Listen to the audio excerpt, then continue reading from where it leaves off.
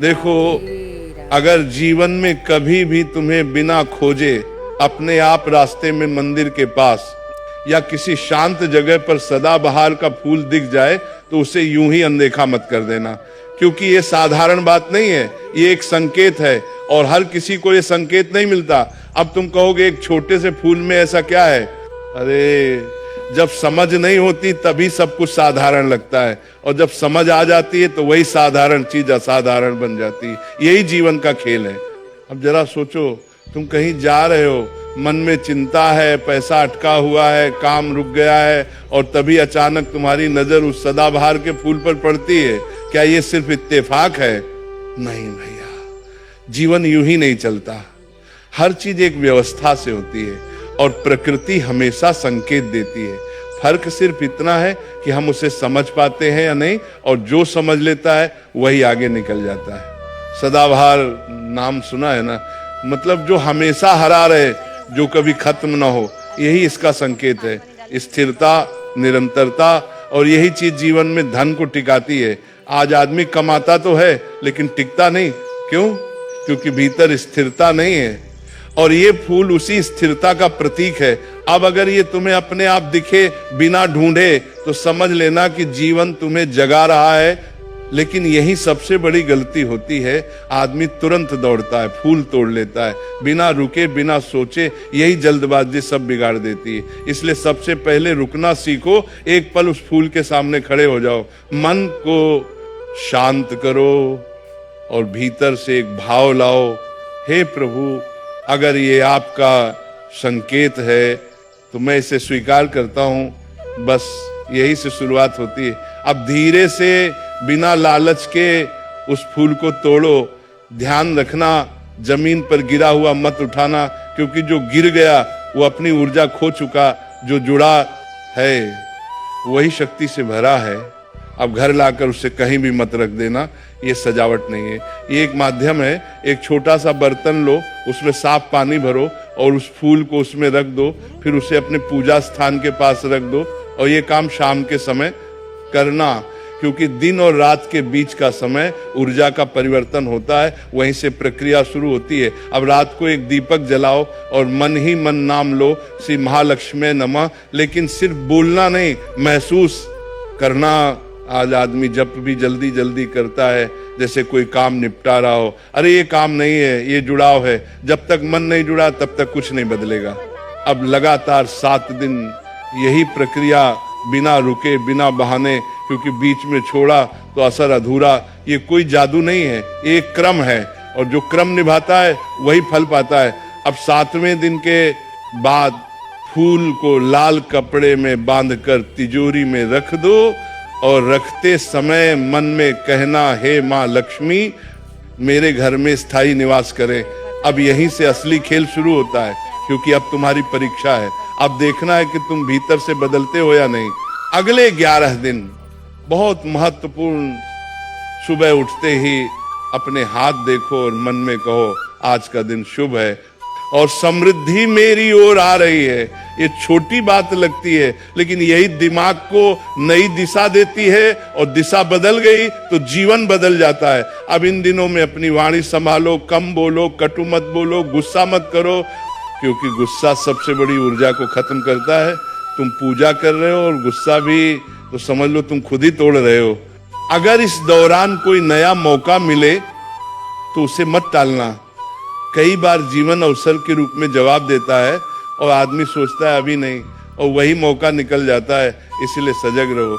अगर मन हल्का होने लगे, बिना वजह अच्छा लगे, तो समझ लो ऊर्जा बदल रही है। और अगर फिर से कहीं सदाबहार का फूल दिख जाए तो बस प्रणाम करना, दोबारा मत उठाना, क्योंकि संकेत को बार बार लेने की जरूरत नहीं, समझने की जरूरत है। अब सबसे गहरी बात, ये सब बाहर जो हो रहा है उसका असली असर भीतर है। अगर भीतर कुछ नहीं बदला तो सब व्यर्थ, लेकिन अगर भीतर बदल गया तो बिना कुछ किए भी रास्ते खुलने लगेंगे, क्योंकि धन बाहर से नहीं आता, पहले विचारों में आता है, फिर जीवन में उतरता है।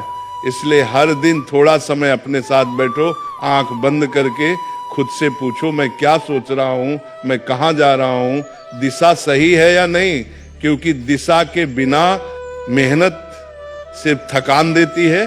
और एक बात, सिर्फ मांगना मत, धन्यवाद करना सीखो जो है उसके लिए, क्योंकि कृतज्ञता सबसे तेज काम करती है। जैसे ही तुम धन्यवाद देते हो, तुम कमी से निकलकर समृद्धि में आ जाते हो, और जहां समृद्धि का भाव है वहीं लक्ष्मी टिकती है। अगर इस दौरान कुछ उलझन आए तो घबराना मत, बदलाव से पहले हलचल होती है। जैसे सफाई में धूल उड़ती है, वैसे ही पुरानी आदतें बाहर आएंगी। बस टिके रहना, यही साधना है। अब समझो, सदाबहार क्यों? क्योंकि वो हर परिस्थिति में रहता है और संदेश देता है स्थिर रहो। अगर तुम हर छोटी बात में हिल जाओगे तो धन भी टिकेगा नहीं। इसलिए मन को स्थिर करना सीखो, और जब मन स्थिर हो गया तो जीवन भी स्थिर हो जाएगा। अब आखिरी बात, ये सब टोटका नहीं है, ये अभ्यास है अपने अंदर नया इंसान बनाने का। और जिस दिन वो बन गया, उस दिन तुम्हें किसी फूल, किसी उपाय, किसी सहारे की जरूरत नहीं रहेगी, क्योंकि तब तुम खुद संकेत बन जाओगे। जहां जाओगे वही ऊर्जा ले जाओगे और काम अपने आप बनने लगेंगे। इसलिए अगली बार जब वो छोटा सा सदाबहार का फूल दिखे तो उसे यूं ही मत जाने देना, रुकना, समझना और अपनाना। क्योंकि कभी कभी किस्मत आवाज नहीं देती, बस एक छोटे से फूल के रूप में सामने आ जाती है, और जो उसे पहचान लेता है वही सच में आगे बढ़ता है। देखो भैया, अगर तुम यहां तक सुनकर भी ये सोच रहे हो कि बस इतना करने से सब अपने आप बदल जाएगा, तो एक बात साफ समझ लो, परिवर्तन किसी एक दिन में नहीं आता और न ही किसी एक क्रिया से आता है। ये धीरे धीरे बनता है, जैसे बीज से वृक्ष बनता है। और यही जगह है जहां ज्यादातर लोग हार मान लेते हैं। तुमने सदाबहार का फूल रखा, पूजा की, नियम निभाए, लेकिन अब जो शुरू होता है वही असली तप है, क्योंकि अब कोई बाहरी काम नहीं है, अब तुम्हें अपने अंदर काम करना है। और यही आदमी बचता भी है और भाग भी जाता है।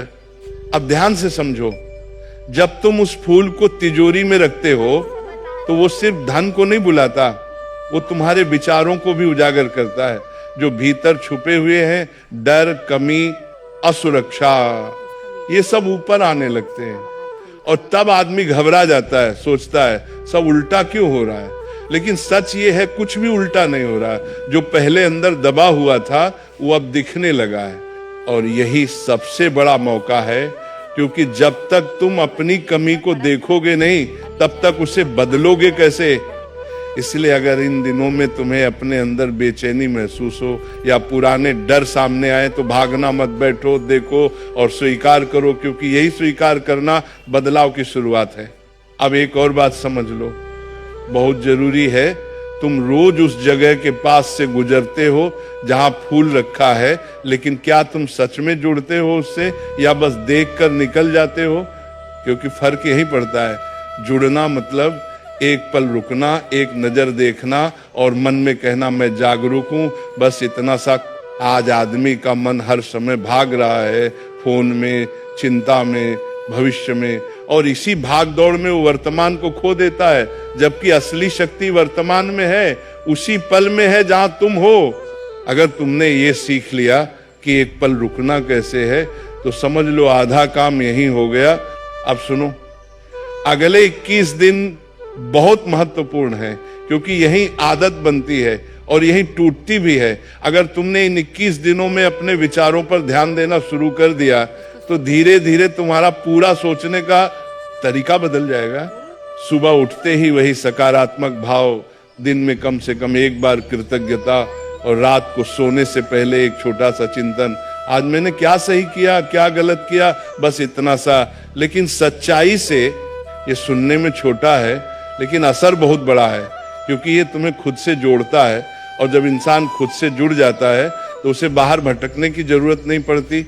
अब एक और गहरी बात ध्यान से सुनना, अगर इस दौरान तुम्हारे जीवन में कोई व्यक्ति आए जो तुम्हें सही सलाह दे या तुम्हें आगे बढ़ने के लिए प्रेरित करे, तो उसे हल्के में मत लेना, क्योंकि कई बार भगवान इंसानों के रूप में मदद भेजते हैं, लेकिन हम क्या करते हैं, अहंकार में या लापरवाही में उसे नजरअंदाज कर देते हैं और फिर कहते हैं मदद नहीं मिली। अरे मदद आई थी, तुमने पहचानी नहीं, इसलिए अब सजग रहो, हर चीज को ध्यान से देखो, हर छोटे बदलाव को महसूस करो, क्योंकि जीवन अब तुम्हें संकेत दे रहा है, बस तुम्हें समझना है।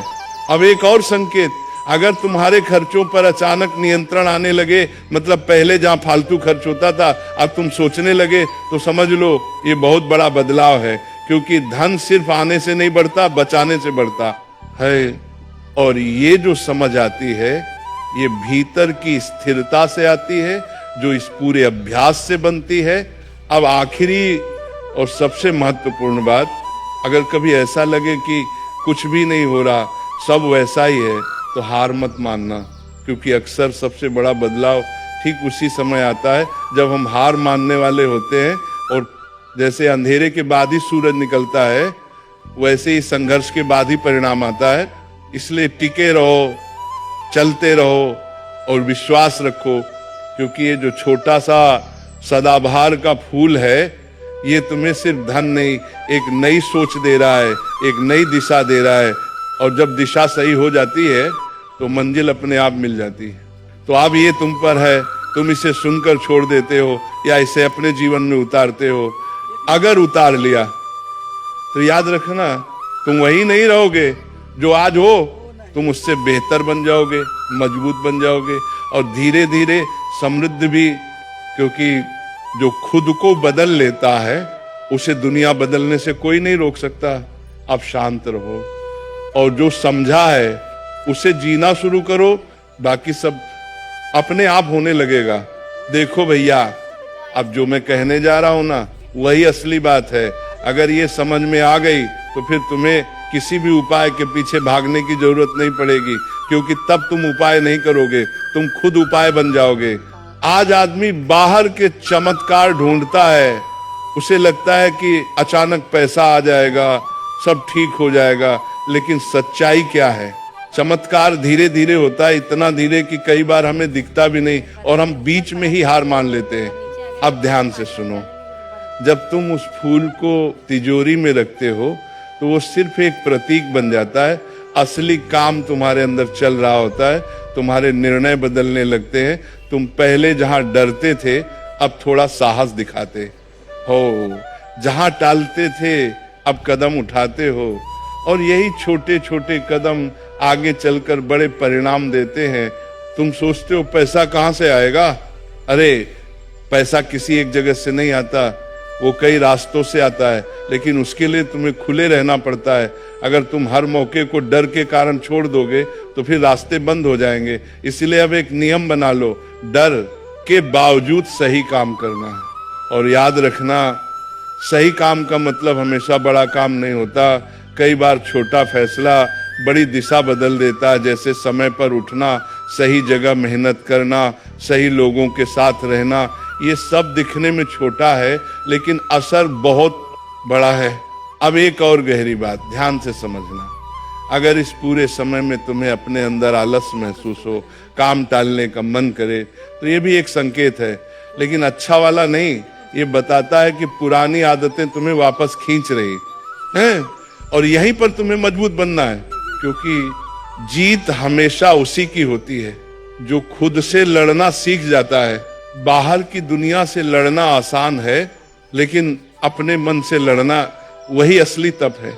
अब एक और बात बहुत जरूरी, अगर तुम्हारे आसपास ऐसे लोग हैं जो हमेशा नकारात्मक बात करते हैं, हर चीज में कमी देखते हैं, तो उनसे थोड़ा दूरी बनाना शुरू करो, क्योंकि उनका प्रभाव सीधे तुम्हारे मन पर पड़ता है और तुम्हारा मन ही तुम्हारी सबसे बड़ी ताकत है। तुम जितना अपने मन को साफ रखोगे उतनी ही जल्दी परिणाम दिखेंगे। अब सोचो, अगर तुम रोज थोड़ा बेहतर सोचते हो, थोड़ा बेहतर करते हो, तो 1 महीने बाद तुम कहां पहुंच जाओगे?